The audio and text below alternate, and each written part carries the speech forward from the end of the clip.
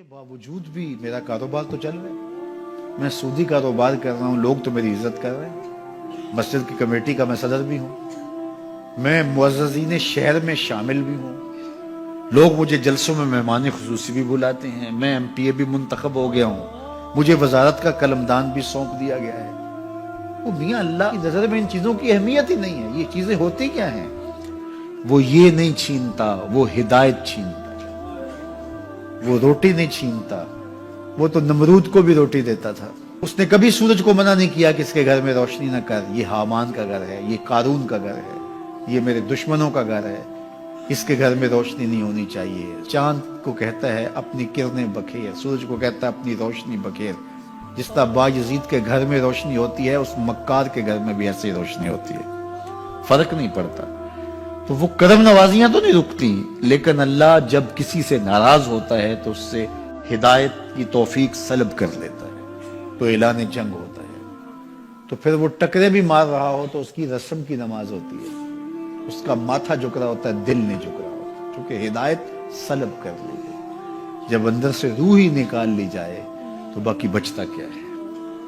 یہ بات ذہن میں رکھیے گا کہ اللہ تعالیٰ جل شانہ نے ہمیں جن کاموں سے روکا ہے، جن کاموں سے منع کیا ہے، ان کاموں کے کرنے میں ہمیں کبھی بھی بھلائی اور خیر نہیں مل سکتی۔ یہ ہم جب اچھی طرح سے ذہن نشین کر لیں، اگر اللہ پر ہمارا یقین اور یقیناً اس پر ہمارا ایمان ہے، تو پھر وہ امر جو اللہ کی طرف سے جن سے روک دیا گیا، تو ہم کبھی بھی ان کے قریب تک نہ جائیں، اور جن کاموں کے کرنے کا اسے حکم دیا گیا اس کی حکمتیں نہ بھی ہمیں معلوم ہو۔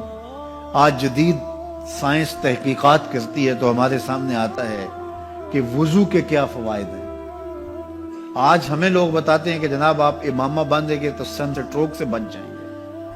آج دنیا تحقیق اور جستجو کر کے نماز اور دوران خون اور جو ہے وہ نماز کی برکتیں اور کتنی بیماریوں سے نماز کے ذریعے سے بچنے کی کہانیاں سناتے ہیں۔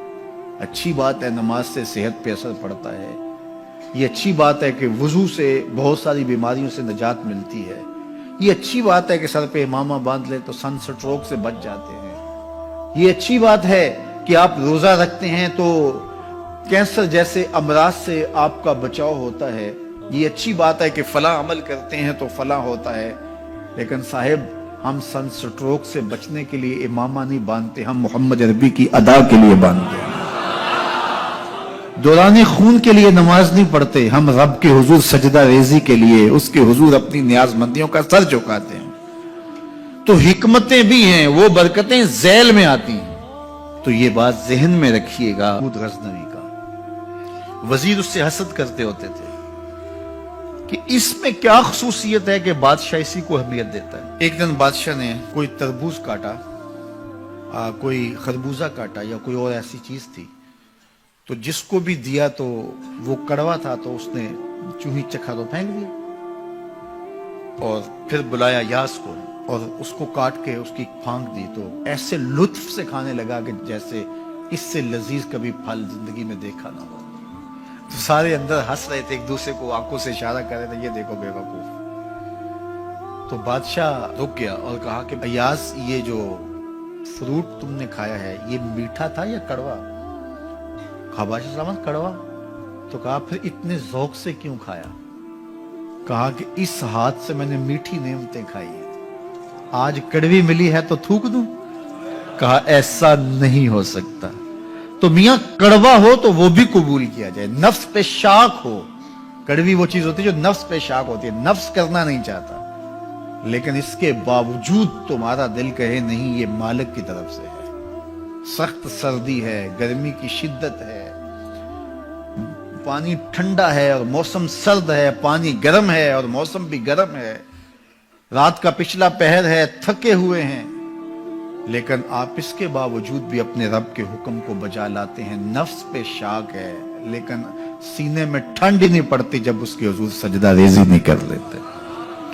تو اس کے حکموں کو بجا لانا اور اپنے نفس کو پیچھے کر دینا اور اپنی خواہشات کے گلے پہ چھری پھیر دینا اور مالک کی رضا میں اپنے آپ کو گم کر دینا، یہی زندگی ہے اور یہی بندگی ہے۔ تو اس لیے مجھے اور آپ کو اس بات پہ غور اور تدبر کرنا چاہیے کہ ہم اس مختصر زندگی کو اللہ کے احکام کی مطابقت میں گزارنے کا عزم کریں، وہ بات چھوٹی سے چھوٹی ہو یا وہ بات بڑی سے بڑی ہو، وہ احکام ہماری زندگی کے اندر نافذ العمل ہو۔ میں پھر وہ بات کہوں گا جو بار بار کہتا ہوں کہ میرے بزرگ ہم سے کہا کرتے تھے، یہ نہ ہو کہ لوگ تمہیں پوچھیں تم کون ہوتے ہو اور تمہیں بتانا پڑے کہ ہم مسلمان ہوتے ہیں۔ فرمایا کرتے تھے صاحب نہ کسی کو پوچھنا پڑے نہ تمہیں بتانا پڑے، تمہاری وضاحت، تمہارا طرز زندگی، تمہارا انداز معاشرت ایسا خوبصورت ہو، تم دور سے آ رہے ہو لوگ پہچان کے کہیں وہ دیکھو محمد عربی کا غلام آ رہا۔ تم شکل سے پہچانے جاؤ، تم کردار سے پہچانے جاؤ، تم وعدے سے پہچانے جاؤ۔ کتاب کا نام ہے بشر القیب فی لقاء الحبیب۔ حضور علیہ السلام کی ملاقات کے حوالے سے یہ کتاب امام سیوطی علیہ رحمہ کی مصنفہ ہے۔ اس میں ایک واقعہ انہوں نے لکھا کہ ایک شخص قبر میں اترا اور نکیرین آئے اور انہوں نے سوال و جواب کا سلسلہ کیا، من ربوں کا، ما دینوں کا۔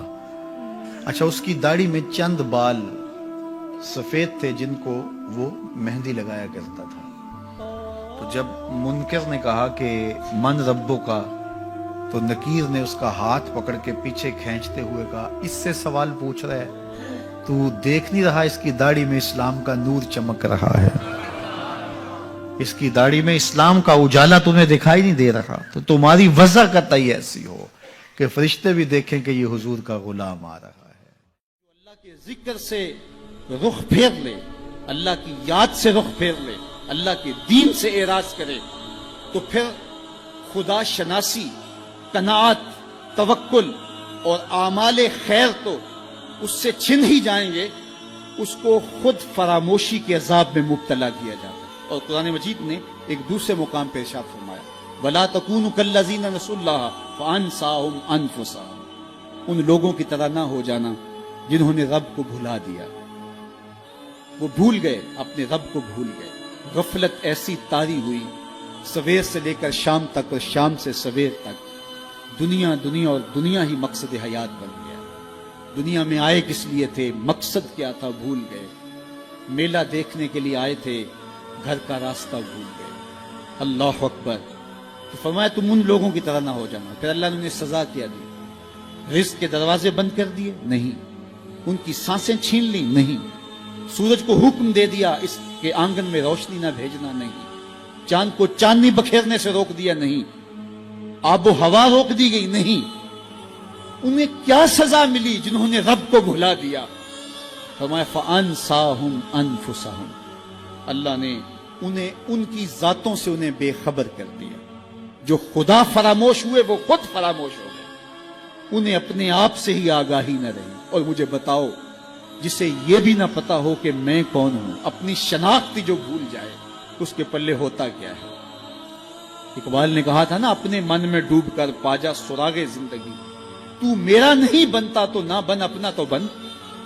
مجھے بتائیے، 6 فٹ کا جوان ہو، قدے راہ نہ رکھتا ہو، اس کی آنکھیں عقابی ہوں، ماتھا کشادہ ہو، رنگ چمک رہا ہو، ہونٹ گلابی ہوں، لیکن اس کی قمیض کے پیچھے گھر کا ایڈریس لکھا ہو کہ کسی کو ملے تو اس ایڈریس پہ پہنچا دے، تو آپ اس کا چہرہ دیکھ کے کہتے ہیں واہ کیا جوان رانا ہے، کیا اس کے ہونٹ گلابی ہیں، کیا نرگسی آنکھیں ہیں، کیا خوبصورت چہرہ ہے، کیا شمشاد قد ہے۔ لیکن اچانک نظر پڑی تو اس کے گھر کا ایڈریس اس کی قمیض کے پیچھے لکھا تھا۔ آپ نے کہا میں نے دور سے دیکھا، اس کا تو توازن عقلی ہی ٹھیک نہیں، یہ تو بیچارہ جو ہے وہ پاگل ہے۔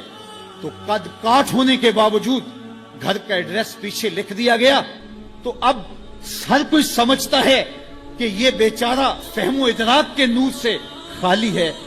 قدے رانا پہ ترس آنے لگ جاتا ہے، اور وہ آنکھیں جن میں ڈوب جانے کو، جھیل جیسی آنکھوں میں غوطہ لگانے کو جی چاہتا تھا، تو اب ترس آنے لگ جاتا ہے کہ یہ بیچارہ تو خود فراموش ہے۔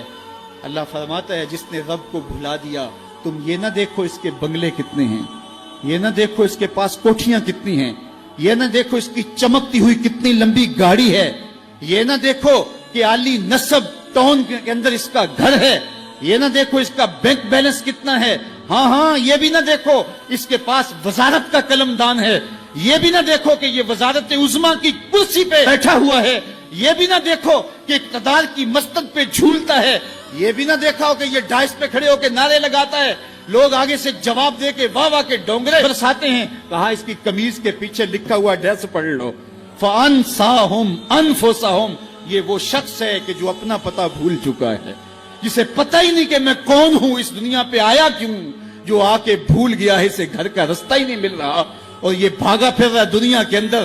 क्या बताएं अहबाब, क्या कारनामायां कर गए, बीए किया, नौकर हुए, पेंशन मिली और मर गए, जिंदगी का मकसद ही नहीं मिला। कहा जो इस दुनिया में अंधा रहा, कल कयामत के दिन भी नाबीना उठाया जाएगा। उससे इन आंखों की बेनूरी मुराद नहीं है, उससे दिल की बेनूरी मुराद है। इसीलिए इकबाल ने कहा था, दिल बीना भी कर तलब खुदा से, कि आंख का नूर दिल का नूर नहीं है, आंख का नूर और है, दिल का नूर और है। तो हम दुनिया की मादी चमक को देखते हैं, मेरा मालिक कहता तुम्हारा दिल सुथरा होना चाहिए, तुम्हारा मुंह काला हो तो कोई बात नहीं है, दिल काले नालों मुंह काला चंगा, जे को ये रमज पछाने हो।